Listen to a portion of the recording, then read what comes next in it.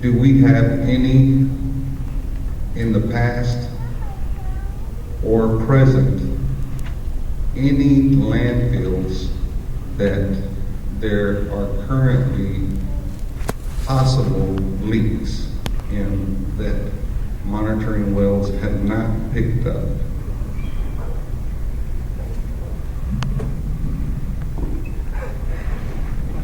It's a trick question, I'm gonna tell you right now. It's a challenging question.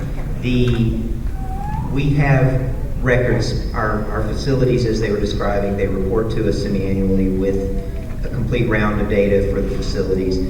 And of the facilities in Texas that have corrective action, none of them are only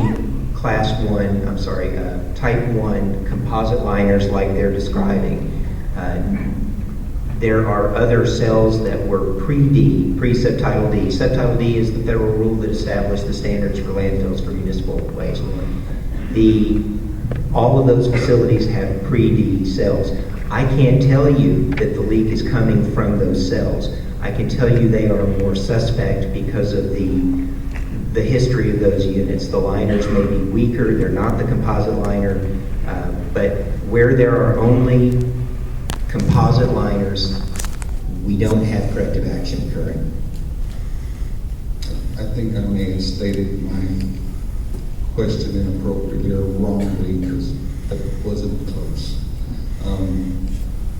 Do we currently, or in the past, have we had possible leaks from landfills that were not, or hold on, leachate coming up in a body of water that monitoring wells of a landfill did not pick up?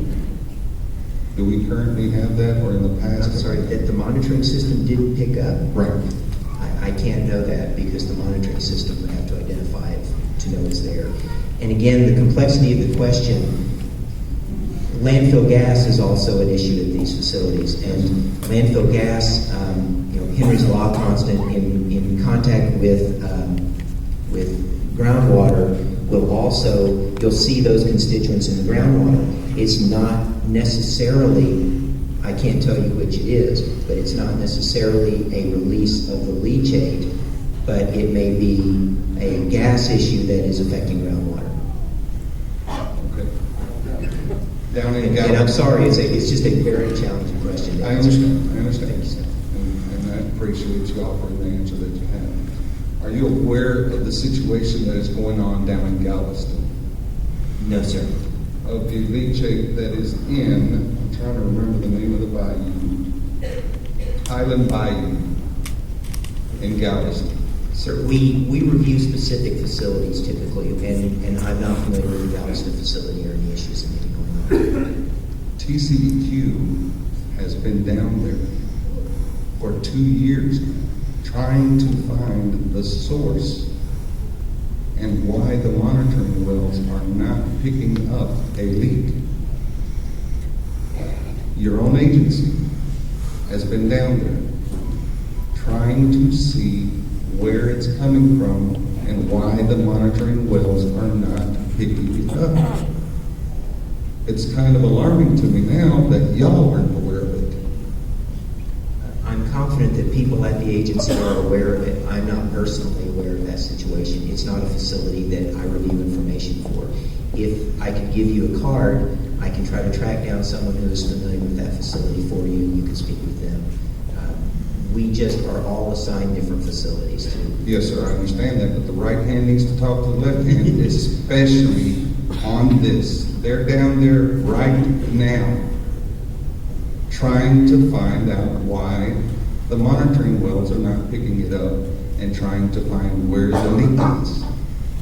It's killing all of their sea life down there. It's put the shrimpers out of business. It's put the crabbers out of business.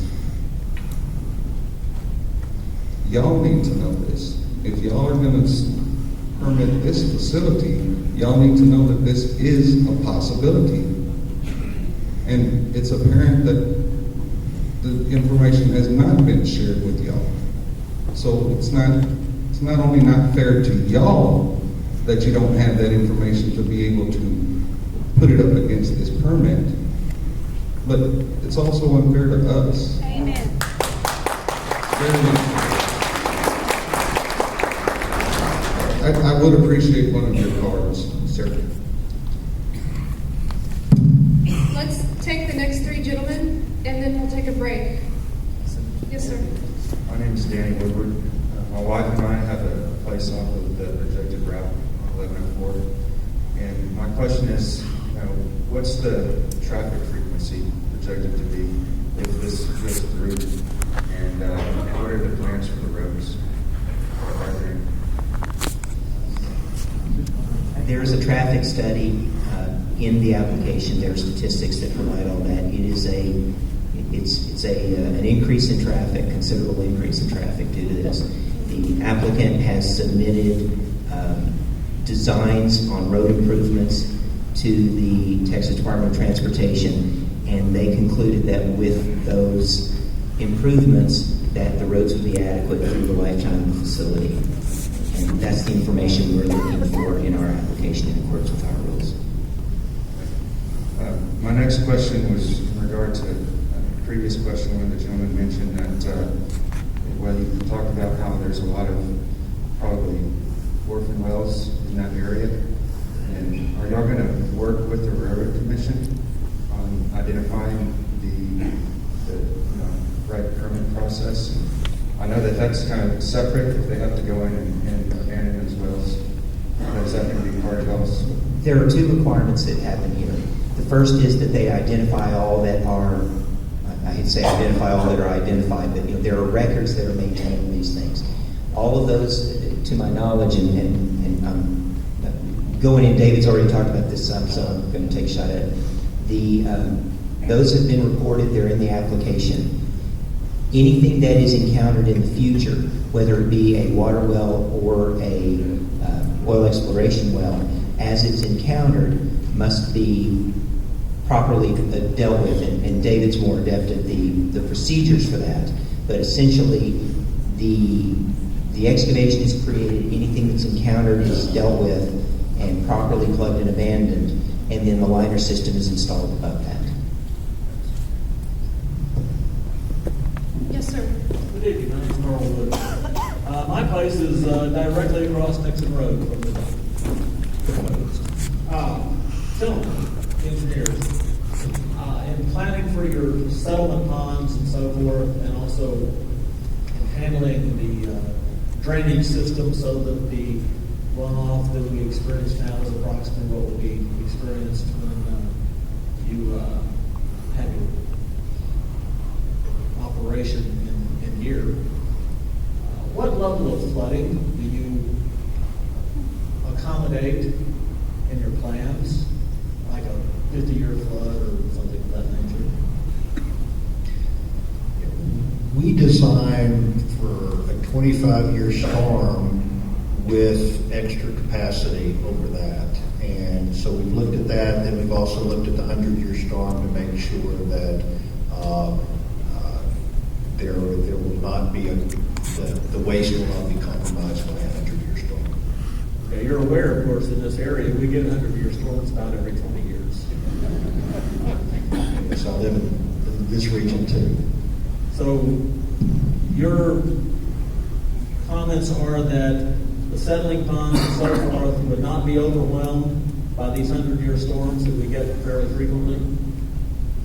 That's The reason I ask you is because a little creek that comes right out of that path goes within about 30 feet of my house.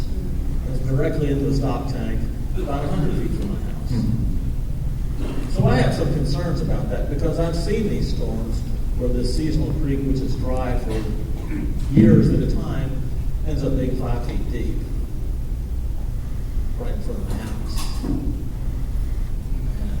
I'm not in my backyard kind of a person, but this is my front yard. Okay. The excavation that takes place, how deep does that go from the current surface level? The excavation is generally about 40 to 60 feet deep, depending on where your reference point. So the clay layer beneath the poly layer will be in the 40, 45 feet range, is that roughly correct? Yes, yes, it'd be down 40 to 60 feet. How far beneath the surface currently is the aquifer at that location? That would seem to be a lot of information. He's the geologist on the end. There are, the liner is above the aquifer in all locations. No, for it's design. not, how deep from the surface to the top of the aquifer is it? How many feet is that? It varies anywhere from around 60 to 120 across the site, as the upper most water at the So site. we're looking at only a 20-foot barrier between the bottom of your pot and the top of my water? Is that what you're saying? In some locations, yes. That sounds kind of scary to me. Wouldn't take much of an old well to leak down through that. For 20 feet? Are you kidding me? I'm sorry. No, I'm sorry. Oh, by the way, I must compliment you. I'm not trying to be rude or anything to you. You're a vast improvement over the knuckleheads at the Thunderbergs hired at the beginning of all this. Both in your meter and for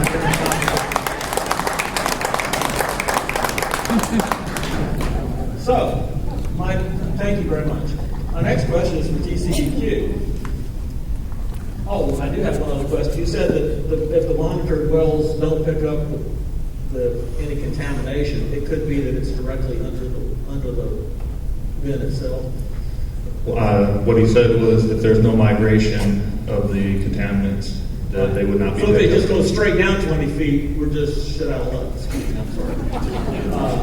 The clay layers would stop that from happening, and it would migrate laterally to one of the wells. You bet. Thank you.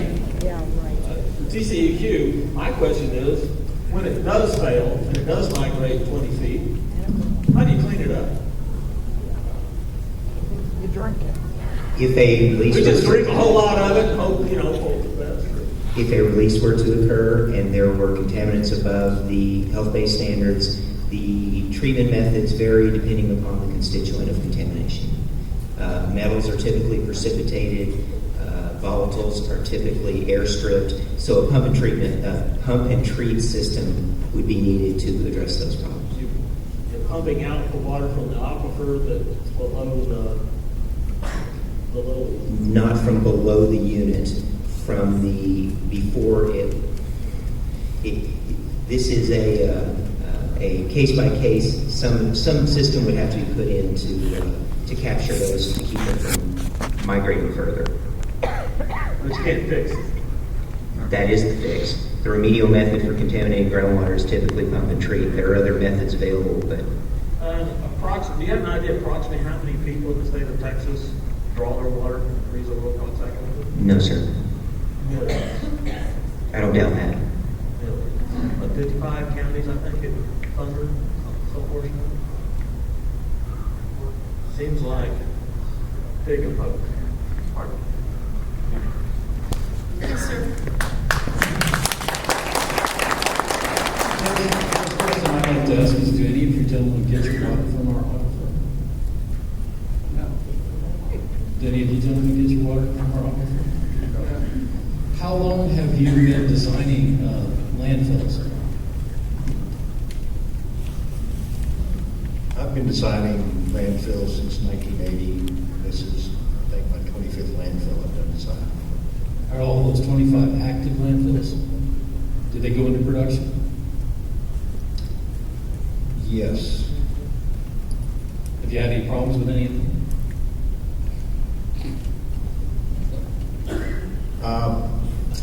I don't. I have many of them. I've done the design. They've done Did you get any construction, callbacks and from I the don't know people? what- Did you get any callbacks from the people that you No, designed? I haven't gotten any callbacks. None? No. And you're designing this landfill for us, right? For Yes, yes, I've designed this landfill. How many of those that you've designed have used this particular liner system? Most all of them have. And this liner system is how old now? Well, actually, all of them have, yes. And some of those lines, I started out in 1980 with a landfill that did not have them here in Travis County. But then subsequently,